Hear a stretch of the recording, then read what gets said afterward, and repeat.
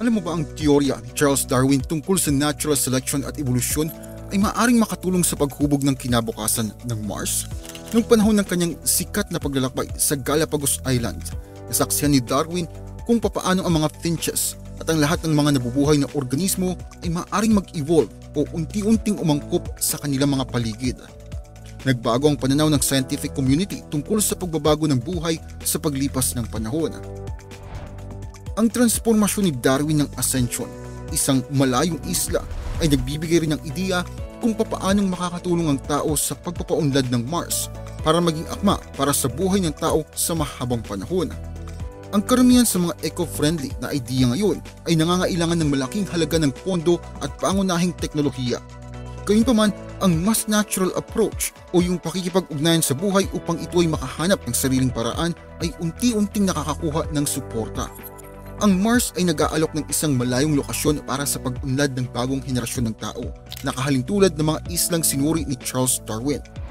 Ayon sa mga eksperto, maaaring mag-evolve ang mga tao tungo sa isang bagong klase ng life form dahil sa natural na kapaligiran sa Mars, kung saan mas mahina ang lakas ng gravity at liwanag ng araw at mas matindi ang solar radiation dito. Ito ay katulad ng pagkakaroon ng independent evolution sa mga finch na pinag-aralan naman ni Darwin sa Galapagos. Nung pumunta si Darwin sa maliit na isla ng Ascension kung saan meron ding bulkan, saksihan niya ang makulimlim at maabong kapaligiran dahil sa mga aktibong bulkan nito. Matatagpuan ang isla sa Mid-Atlantic Ridge, isang pangkat ng mga submarine ridges na bumubuo sa pinakamalawak na series ng mga bundok sa buong mundo. Ang pagbisita ni Darwin sa isla ay dahil sa kanyang interes sa siyensya at gusto niyang kontrolin ang kalikasan na parang pag-colonize ng mga Englishmen. Kahit hindi siya mismo ang nag-colonize, sumakay siya sa mga English ships at gusto niyang gawing parang Little England yung Ascension. Pero hindi lang naman dahil kay Darwin kaya napunta ang British doon, bagkus gusto ring makontrol ng British Navy ang isla at gamitin ito bilang watchtower para naman masubaybayan ang mga kalapit na islang hawak ni Napoleon. Kailangan ng Briton ng source ng tubig sa isla dahil nga tiyo ito dahil sa bulkan, at naisip ni Darwin na ang pag-import ng mga halaman mula sa Kew Gardens ay makakatulong dito. Dinala niya ang eucalyptus, bamboo at saging mula sa Europa, South Africa at Argentina na nagbabago sa nutrient-poor soil ng isla patungo sa isang nutrient-rich soil.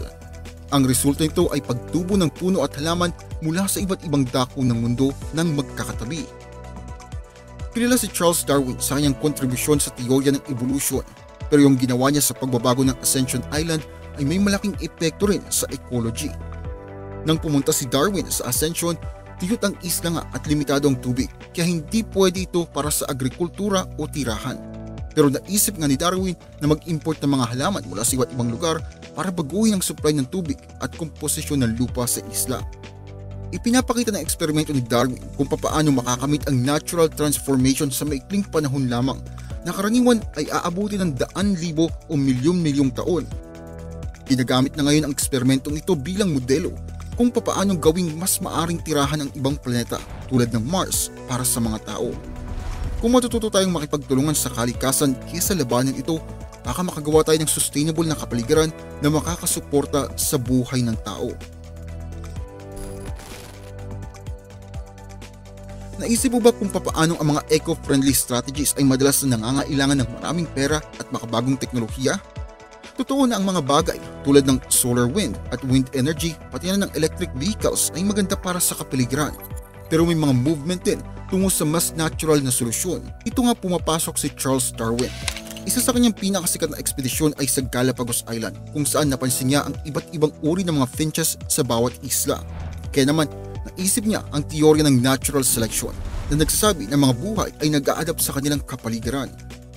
Ang ekspedisyon ni Darwin ay nihahambing sa mga kasalukuyang investigasyon sa Mars dahil parehong may kinalaman sa pagtuklas sa isang hindi pa kilalang daigdig. Sobrang sikat ni Darwin sa space travel. May crater pa nga sa Mars na pinangalan sa kanya at yung European Space Agency ay pinangalan ng HMS Beagle ang isa sa kanilang Mars exploration ship. Itong pangalan ng barkong sinakyan naman ni Darwin nung ekspedisyon niya.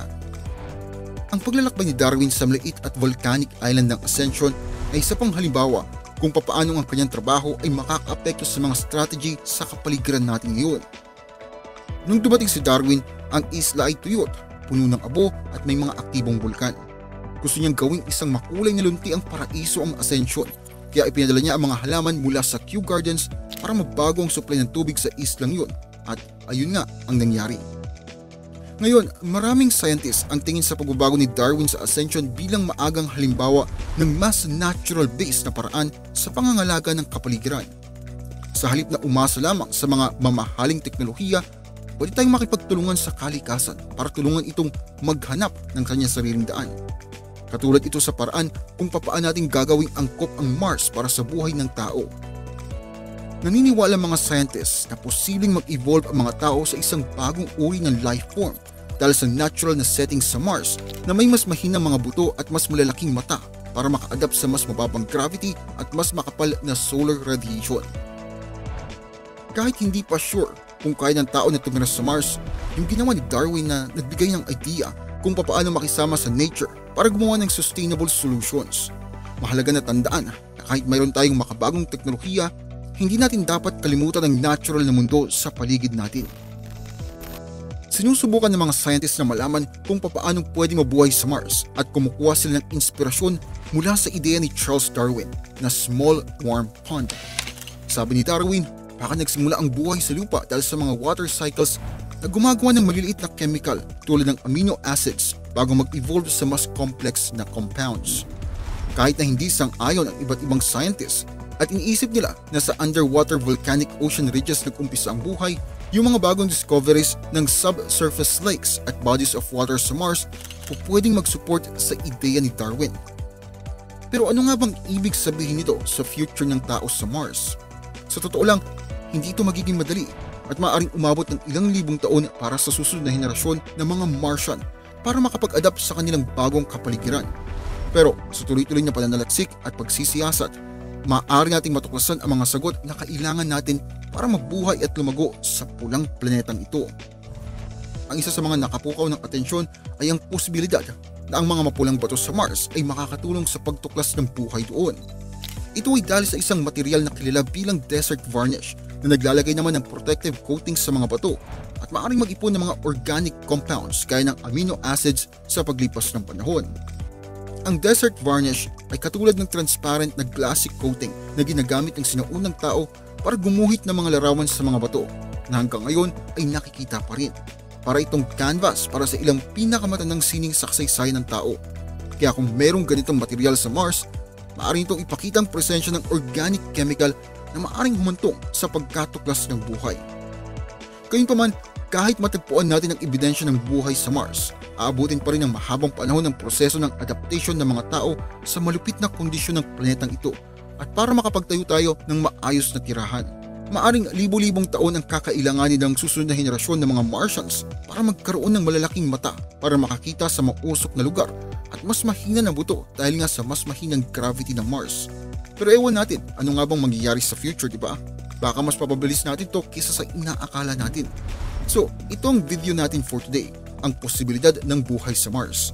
Pinag-usapan natin ang mga mahirap na kondisyon sa planeta at kung paano kailangan mag-adapt ng mga tao para mabuhay doon. Tinalakay natin ang konsepto ni Charles Darwin na small warm pond at kung paano ito maaring magamit sa Mars. Kahit na maraming challenges, exciting pa rin yung buhay sa ibang planeta. Alay natin baka one day mag-explore tayo sa Mars at makadiskubre ng mga malulupit na bagay. Pero sa ngayon, manatiling nakatapak tayo sa ating mundo at tuloy-tuloy lang sa pag-aral at pag-explore sa iba't ibang planeta. Salamat sa panonood at kita-kits tayo sa next video. Maraming salamat po sa inyong panonood. Kung mahilig kayo sa history, mystery, religion, urban legends at iba pa, paki-subscribe naman po ang isa kong channel, ang Libro. May bagong videos po every week. Paki-like at paki-follow na rin po ang aking Facebook page. Muli, maraming salamat po. Maraming salamat lalo na sa mga solid supporter na sina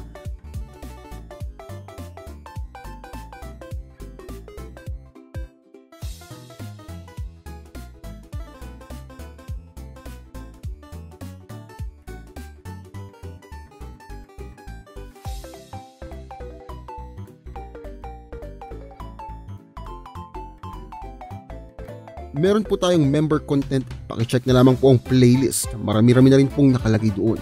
Muli, Maraming salamat po sa inyong patuloy na pagsuporta.